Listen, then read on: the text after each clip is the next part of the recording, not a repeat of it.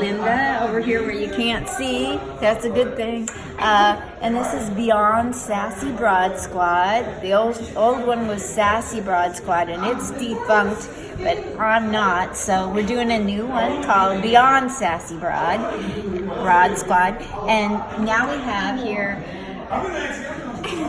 CHIMA. Yeah. Yes, CHIMA, and she's so adorable, you guys, and so funny and so unique, and she just draws people in, and they adore her from the get-go, from the beginning. And CHIMA, I want you to talk about your comedy life and your life, like who are you, and tell us about who you are as a comedian. Okay. Thank you. I put it close because you talk so sweetly. Yeah, I've been doing stand-up for around 4 years. I just came from doing an hour, in Edinburgh for the Fringe. Wow. And I was able to do it Edinburgh for what? for their Fringe Festival. It's like a big arts festival. Okay. And I was able to perform in London and like Buxton and all around the UK. And now I'm in Portland. That's so cool. Festival, yeah. So you got into comedy, you said, like 4 years ago. Yeah, so I grew up watching a lot of British comedians, like Eddie Izzard and Dylan Warren, and I always wanted to try it, so I was in LA for an advertising job, so I started doing it there, and I just enjoyed it, so I've still been doing it. So your style of comedy is so much, like I've mentioned, like Rita Rudner. Yeah. And there's no way in hell that you have copied her, but you've come up with the same cadence, and you didn't even know who she was. No, I have to Google her. Oh my God. And you quietly say the punchline, and so does she. Oh, wow. Yeah. And so there's like certain elements, 3 or 4 elements about you is like her. Yeah. And you're humble like she is. You know, like I see star quality in you, and I think a lot of people here do. And so I'm so glad that you're here, and I get to, for 4 years in, for you to be doing what you're doing. I mean, if Rita Rudner saw you, she would be like, oh my God, I love this girl. She could be my stand-in. You're like a young Rita Rudner. Oh, wow, thank you. Yeah. That's not intentional. I don't know if I would know how to yell or be that kind of comedian, but yeah, that's just how I talk naturally. Yeah, she had to work at it. Yeah. I mean, I've watched every interview she's ever done, right? Yeah. Super fan. Yeah. And she literally wanted to do the opposite of what comics are doing, to be different. Yeah. Oh, wow. So for you, it's just natural. For her, she did that on purpose. Oh, wow. That's amazing. Yeah. So, you grew up in what city? I grew up in Stockton, which is basically just like concrete and 2 shopping malls. That's all we have. And then I went to school at Davis, which is like a science school. Science. Yeah, so I just lived in California basically my whole life. Science. Going from a very left brain environment Yeah. to such a great sense of humor. Yeah. I mean, your eyes are sparkling funny. You know, I see funny just oozing out of your eyeballs. Do you know that you do that? I don't know if that what's happening.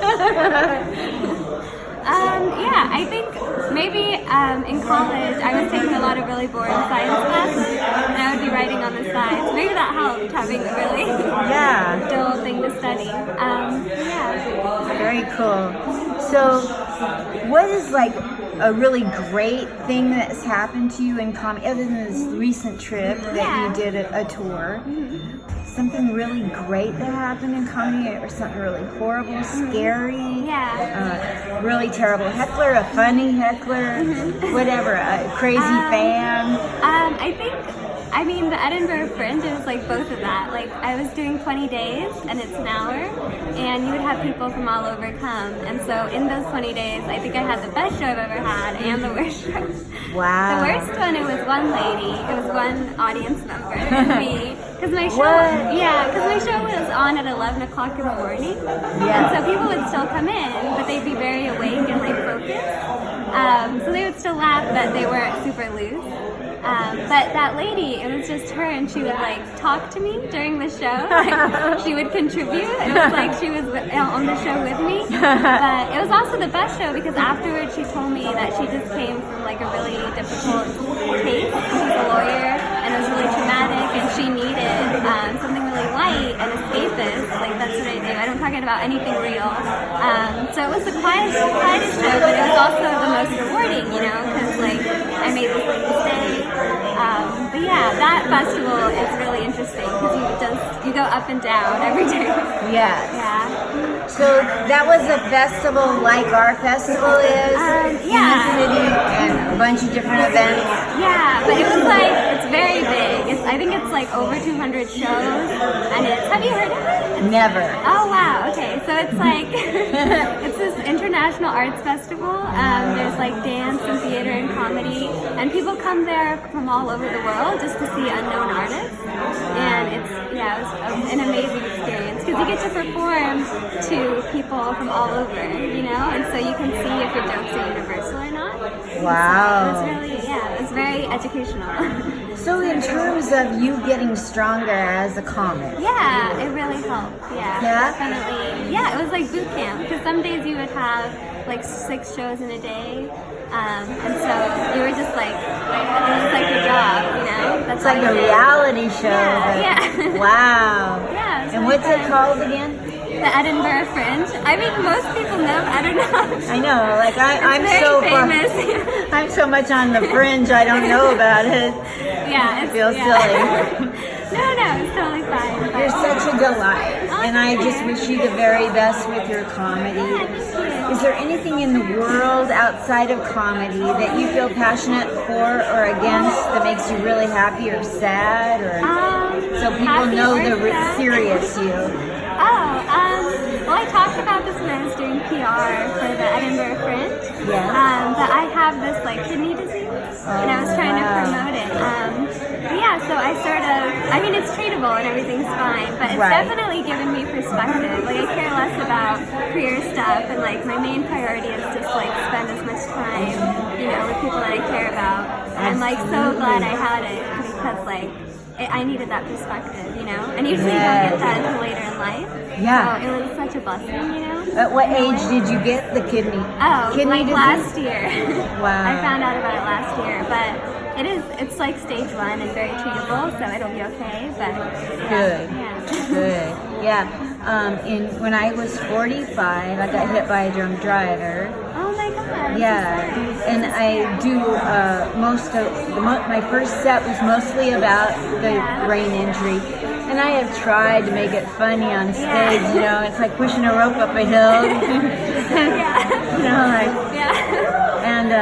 You know, I lost a lot of friends and family, and that's typical for people with brain injury. Their families want to drop them off somewhere and get rid of them.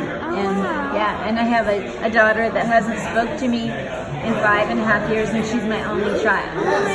And that's the day I started comedy. Oh my God. So the death caused a birth. Yeah, of course. So that's You're my so passion. strong. That's amazing. You're such a smiley person, even after. Well, you know, like when you're 68, you don't smile 24/7. You have resting bitch face. Yeah. That's so.